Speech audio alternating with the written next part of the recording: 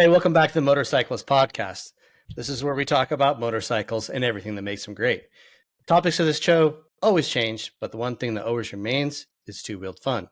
In this episode, we are going to talk about Royal Enfield, and specifically the Royal Enfield Himalayan or Himalayan, depending on where you're from. But before I do that, let's have some introductions. We've got editor Adam Wahid, we've got photo director Jeff Allen, and you've got myself, executive editor Justin Dawes. So we're going to dig into a motorcycle that has won fans across the globe, just not with horsepower, but with simplicity and soul. This bike was literally made to conquer the Himalayas, and it's awesome. And so we're going to get into why this little humble ADV bike punches way above its spec sheet. So we got a quick history. Who wants to be the historian today?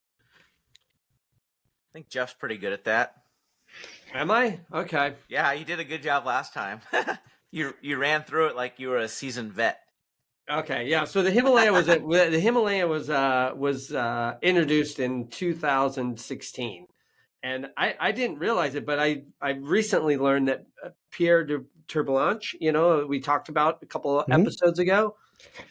Yeah. Ducati and Moto Guzzi fame. Like, he headed the design team for Royal Enfield on the Himalayan. On the OG Himalayan. Really interesting. Yeah. The 411. 2016. Yeah. Okay. Yeah. 411. Yep. Nice. Yeah, it was a little surprising. It doesn't exactly look like his work, does it? No, but I think he's for the most part a great designer and understands what a certain motorcycle should communicate in its shape and its style, and so he nailed it.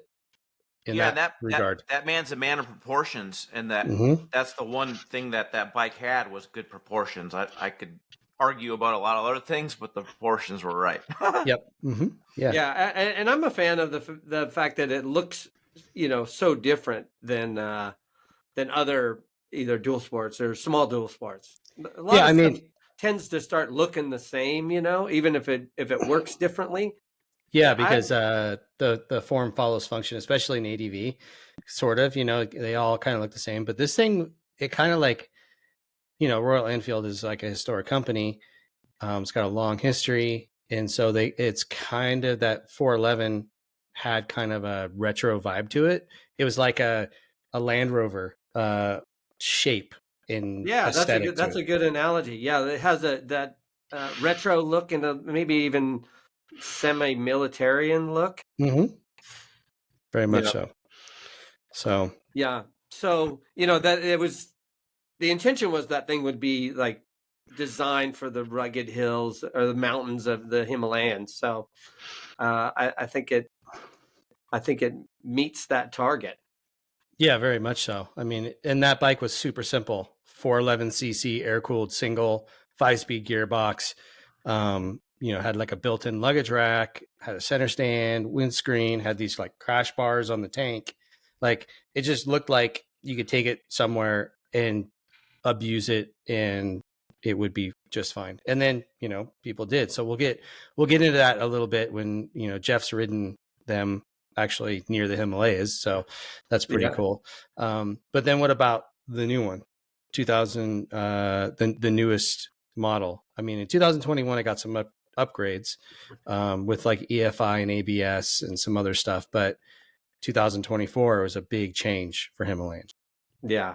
And you're the one who's ridden that. I don't know. I haven't ridden you're talking about the 450. Yeah. So the Himalayan 450 is the new one, and came out in 2024. So 2025 in the US, and it's a liquid cooled dual overhead cam 4-valve single. Like, it's thoroughly modern, and the shape of it is become more modern, but still throwbackish a little bit, and still has a connection to the 411. Still has like the racks and the crash bars on the tank and that kind of stuff, but it's an all new engine, it's an all new chassis. It doesn't share any parts with the 411, and it's basically the first modern, we'll say modern, being water cooled Royal Enfield. It's the Sherpa. The engine's called the Sherpa 450. Now it's used also in the Gorilla 450. So it's a new a new path for Royal Enfield, but it seems to be working. Yeah, still blazing new paths all these years later. Right? It's Royal Enfield is the oldest continuous production motorcycle company. Yeah, for the most part, yeah. More than 120 years. Yeah, but it got there in a really interesting way because it was an English company. So it started in 1890 as a needle manufacturer. I should say the owners of Royal Enfield bought a needle manufacturing factory. And then they got hit up to build some gun parts, and then they did guns. And the first motorcycle they had was in 1901. And so they went all the way through the war, the two world wars. World War II, they supplied motorcycles to drop out of airplanes called the Flying Flea, which now they're reusing that name for the new electric coming out. But, British company, and then in the 50s, Madras contracted to build Royal Enfields in India under the Royal Enfield name. So it went through the 50s, 60s, and then things started kind of waning for Royal Enfield in the 60s, late 60s, and production in the UK stopped in 1969. But production kept on in India as Royal Enfield Industries, I think it was called. It was not just straight Royal Enfield. But then in 94, the huge Indian company Eicher merged with Royal Enfield, basically brought them into the fold, tons of money back into the company, and they started building the company back up. And an interesting fact that I found, in 2007, Royal Enfield produced 45,000 motorcycles. That's not a lot. No. I know where you're going with this. It's an incredible tale. So in 2024, almost 1 million motorcycles. Yeah. That is a stratospheric growth. That is insane. Yeah, and they're expected to be over 1 million this year. Yeah, and they're going to be over 1 million this year. And it's because they've stuck with their heritage. They've made really cool looking motorcycles. They've made them at a price point that's awesome. And now they're introducing more modern motorcycles that are still at a really, really good price point. I think that's one thing we didn't go over, a quick history of the Himalayan. It's only $6,000, $6,100, fully optioned. But you can get it at like 5,500. 5,700. 5,700. Yeah. The 411 was 5,500. So it only went up a few $100 with all this new tech. It's got a TFT dash. It's got all this rad stuff. So, it's a big growth for Royal Enfield. They're doing it. They are walking this very cool line between traditional motorcycles and modern motorcycles. And they're finding a really good mix that hits with the public. And it's a great price point. So, yeah. Well, you can walk that line, when you can run a little bit smaller margins when you're selling 1 million motorcycles, Exactly. Very much so. So, well, let's get into like the Himalayan itself. Do we enjoy the Himalayan? Like, that's the first thing we should tell our viewers is, do we like it? So let's start with Jeff, because you've done a few trips on Himalayans. Yeah. So, my early experience on the 411, of course you get on it and you sort of expect it to be like a Japanese bike, and that bike wasn't like a Japanese bike. It definitely had some shortcomings. I remember not loving the stopping power. The brakes didn't have great feel, but but since then they've improved everything, including that. But yeah, I do enjoy that bike. It's not really, in my opinion, it's not really a bike for, trail riding as a dual sport. This is an adventuring bike, Yeah, it's a small adventure. Yeah, very much so. And some dual sports are more like intended for trail, and this thing is, and the fact that it's got all those bars for strapping to suggests that as well. So Yeah. I do like it. It's underpowered, but that's okay. It's a 400. It's what you expect. Yeah. So what about the modern one then? Have you had any experience riding the modern one? I don't have any experience on the 450. Okay, cool. Adam, what about you? I really like the looks of the Himalayan. I think it's a good looking bike. Even the old one was good looking. Again, the proportions were right, and honestly, it looks really nice. You know, the older version I wasn't super fond of. You know, definitely if you're maybe a motorcycle rider looking for a very nostalgic type bike from the very, very old days, you might like that bike with all of its shakes, rattles, and rolls. But, you know, wasn't really my cup of tea. But the new one certainly looks like it's going to be, you know, a much better bike. Royal Enfield's doing a good job on all their new 2024 and 2025 models with their platform overhauls. So I'm actually really looking forward to operating that 450 Himalayan one day. Yeah, personally, I really enjoyed the old styling of the 411, the original Himalayan.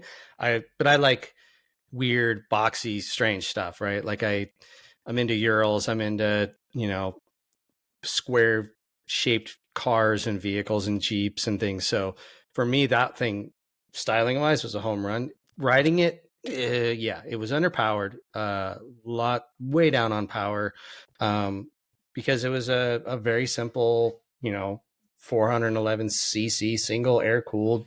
So what are you going to expect? And yeah, the brakes weren't great. The ride quality was, it was okay. It wasn't great, but you know, this new one fixes all those problems. I would say I don't think it looks as good as the old one, but it's more modern, and it has like 17 more horsepower than the bike it replaces, which is it's almost doubled. It's almost double the horsepower for such a small engine displacement. That's a crazy gain. Yeah, it's crazy gain. That's what modern engine design will do for you. You know.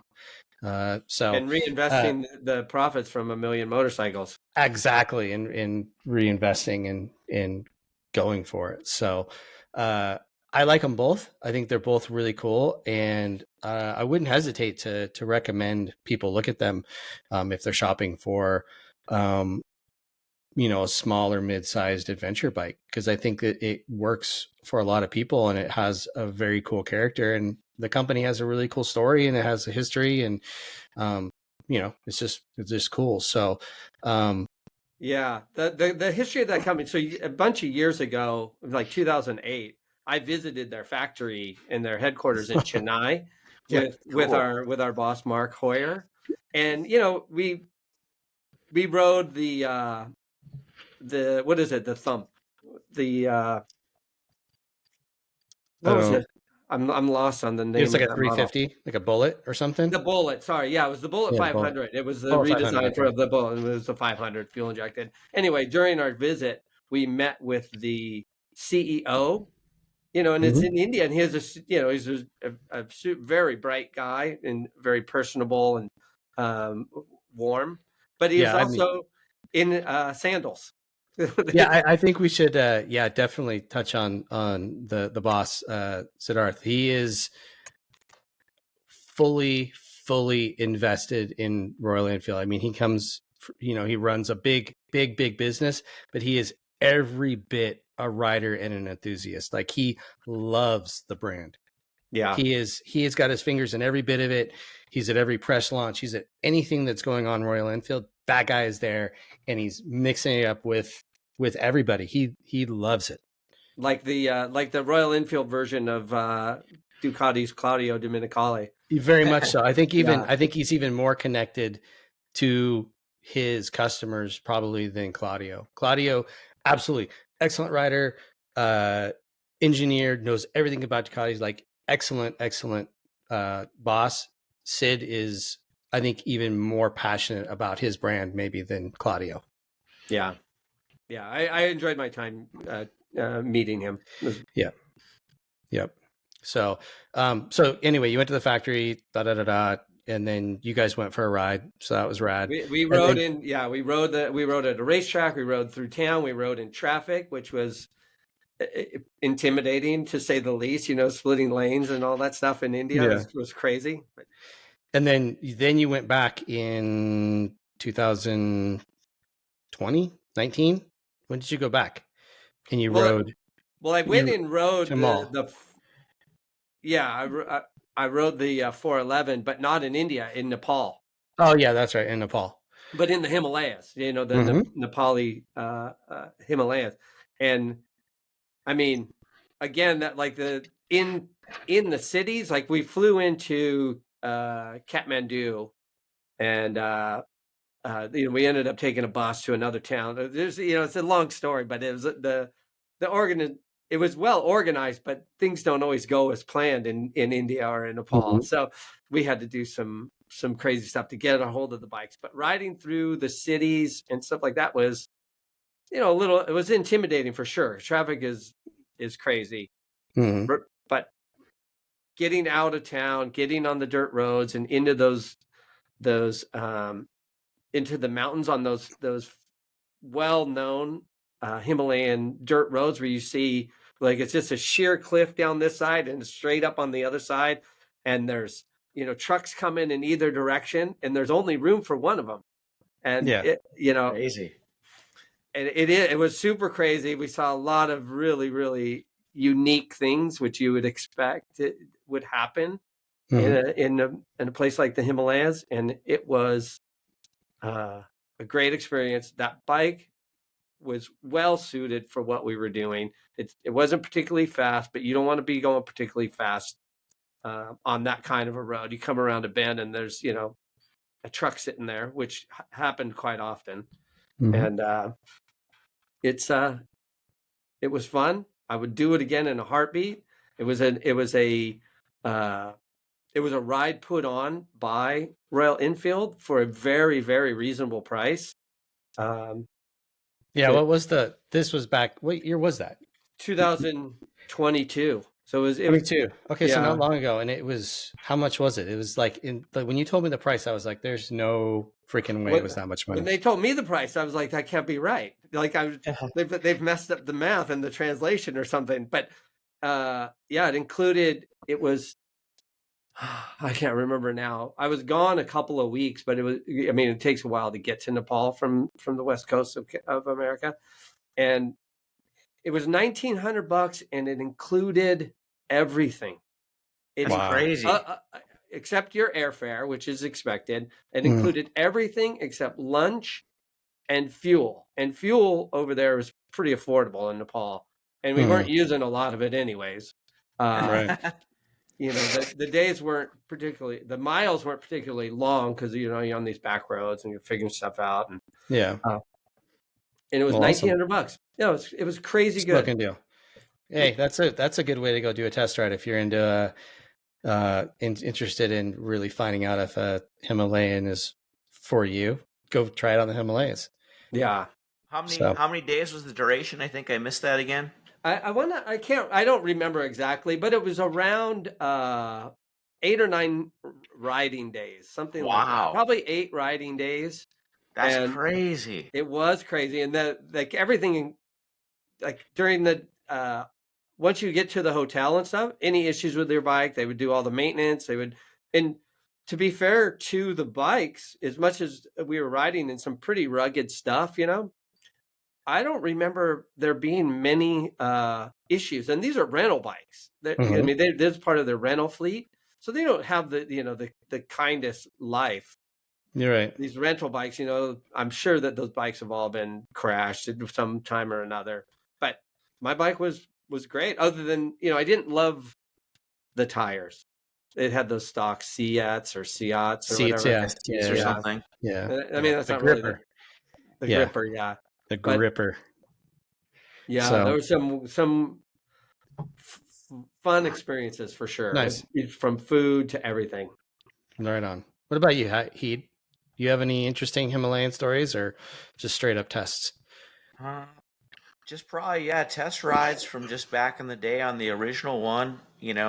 Again, I guess it's just pretty much the same thing as, as what we were talking about in the last little shtick is, really like the looks of it. It looked cool, was, not the most excited to ride it, but not excited either, just based on its looks. But then, I started riding it and I'm like, oh God, here we go. It's a neat bike, but it's not designed for me or my type of riding. It's just designed for people who just want to go very slow and just rattle their teeth out and just see stuff, then I think it's okay. But, for a modern motorcyclist, yeah, I mean, and we're talking about the 411, so you are. So, yeah, I mean, Heat is a high performance individual, so yeah.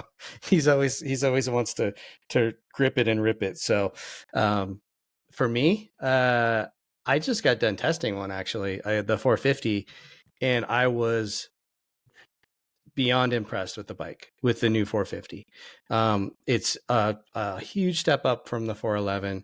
So we did a test where basically I tried to figure out how far it would go. We started on the street, then we went to like gravel roads, then we went to 2-track, then we went to single track, sand washes. I rode it on motocross track, a small motocross track, and then tried to do some, we'll put it in quotes, hard enduro, because we didn't get very far. But it was because of the tires. The same thing Jeff said, the tires are not the greatest, but the bike's built at a price point, and if you want to have better tires, you could put better tires on it. But I would say that the new engine is great. The suspension on the new one is phenomenal. It's non-adjustable besides preload in the rear shock, and it works excellent. I mean, Jeff, you were there. I was jumping a tabletop on the thing. I was banging through whoops on it. Yeah. Oh yeah, I remember you going through the whoops on that thing. Yeah. And it worked good in the sand wash too, as far as I could tell. Yeah, I mean the tires, obviously it wandered a little bit, but it didn't go into any tank slappers, and it didn't drop to the bottom of the sand wash when you let off the gas, because it's not light, but it's light in comparison to maybe a big ADV bike. And that was my whole point of the test, was like, do you have to spend $30,000 to have a capable go anywhere ADV bike? And the Himalayan absolutely answers that question. No, you do not. You can spend $6,100 and do everything with that motorcycle.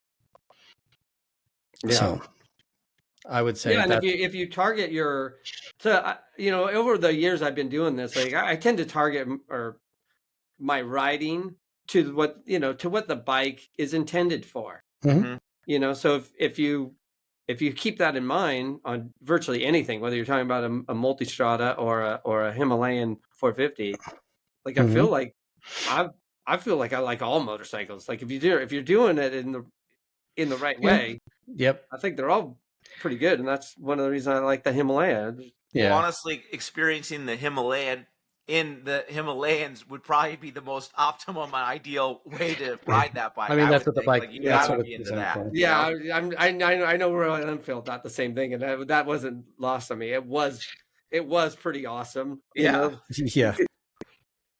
So, I want to know, like, I mean, we've kind of talked about it just through our experiences, but why is it so popular? Why is Royal Enfield, why is this bike doing well? Probably the price and just the way it looks, just the price is so affordable compared to other competitors in that segment. And then, Royal Enfield, like if there's one thing they get right, it's the styling. They do a mighty good job of the styling on these bikes. So, honestly, it's an easy sell in theory at a dealership where you're just looking at it and you're looking at the aesthetics. Wow, this looks good. And this price tag is very affordable. I can buy this right now. It's kind of a no-brainer. Yeah, I would agree with that. I would agree. And I think the company is also finding, a following, that. Oh, for sure. Like it's sort of a Harley Davidson kind of thing. Yeah, I'm sure there's plenty of fans of, they're enthusiasts of that company. Yep. I'm willing to bet there's more than a few Royal Enfield tattoos out there. Yeah. That's when you've made it as a company, when somebody's willing to mark themselves permanently with your brand, Yeah. right? That's a good one. Yeah, I'm sure you're right, Dawes. Yeah. So yeah, there's definitely, I would say it's in some aspects, it's kind of a cultish bike. It's a cult classic, especially the classic bikes, but these more modern bikes are speaking to maybe newer riders that they don't even know the history of Royal Enfield. Yeah. But they, like he said, you go to the dealership and you see them and you go, that looks cool. It's affordable. I like, why is it half the price of that bike? If that bike's also like a 400, but it's $12,000 or 10,000. This is sick. I'm going to take this, and I think that's where they're doing really well, is that they're offering massive value in pretty much everything that they do. So yeah, there's a uniqueness to it too. Like if you roll up at a bike gathering, whether if it's just like a Saturday ride or whatever, you roll up on that, and people, we're motorcyclists. We like to talk about motorcycles and our motorcycle, and that's a bike that you're going to get questions. It's a unique machine, and it's a bike that can leave, depending on your budget, can leave a lot of money in your pocket to make modifications, make it your own, which then further increases the talk of your motorcycle, because you go hang out with other Royal Enfields, you're like, I did this, and everyone looks at each other's bikes, and so that's an important part of owning a motorcycle, is customization and making it yours. And when it's affordable, it can, depending on your personal budget, leave you more money to spend on travel, fuel, tires, and customization. And I recommend getting a hold of Royal Enfield and finding their rides, because they are, they have a number of them, and that was a really fun experience. Yep, for sure. So I mean, the way Royal Enfield is going right now, everything looks great for that company. I think that they've got they got another 100 years ahead of them, probably, no problem. What updates do you guys think? What do you see in the future, I guess, for Royal Enfield? Are we going to see more modern bikes? Are they going to continue with nostalgia? Like, what do you guys think? Well, one would be more displacement. Well, they got the 650s. Yeah. So, a bigger dual sport. Like a bigger Himalayan or an actual dual sport? A bigger Himalayan. I mean, why? Yeah, okay. I mean, that is a successful direction for them to go. That's like we were saying, and that's their image, is adventuring for that motorcycle. I think that's pretty much a given. I think there's been maybe some spy shots and stuff, but that's a very logical way to go. I remember because on my ride in the Himalayas, there were a handful of Himalayan or Royal Enfield execs and product planners and things like that. And I remember asking them about it, because even back then there was rumor, and they would just give me a big smile and be like, I don't know what you're talking about. Like the knowing smile. Yeah, exactly. Yeah. I think, I think that, there's more displacement, but I think there's also, I think there's a long more to do with this 450 Sherpa engine. I think that they can put in a lot of different models. I think I would like to see a high performance Himalayan, like a Himalayan rally, longer suspension, maybe adjustable suspension, just because I always like to push it to the limit, I guess. And after riding that bike, I can see that there's so much potential in that bike that's not being utilized. Like it's nowhere near its ceiling of performance. And so I think that there's maybe the ability to build a rally version of it. Yeah. Yeah. So I would be excited, I guess, to see that. Yeah. I mean, it would be fun little ride. So, we are bumping up against our time limit, so we're gonna shut this down. But we're gonna say the Royal Enfield is proof that adventure doesn't need to cost $20,000. It doesn't have to come with a touchscreen if you don't need it. It's about the experience and not the spec sheet, and that right there is the reason the Himalayan works. So thanks for watching. Thanks for listening. Put in the comments down below. Would you own one? Do you own one? Do you think they're cool? What do you think of Royal Enfield? Give us some feedback, and also put some suggestions down below on other machines, not just Royal Enfield, but across the board, what we should talk about. So we appreciate the support. Once again, like, comment, subscribe, and we'll see you in the next episode.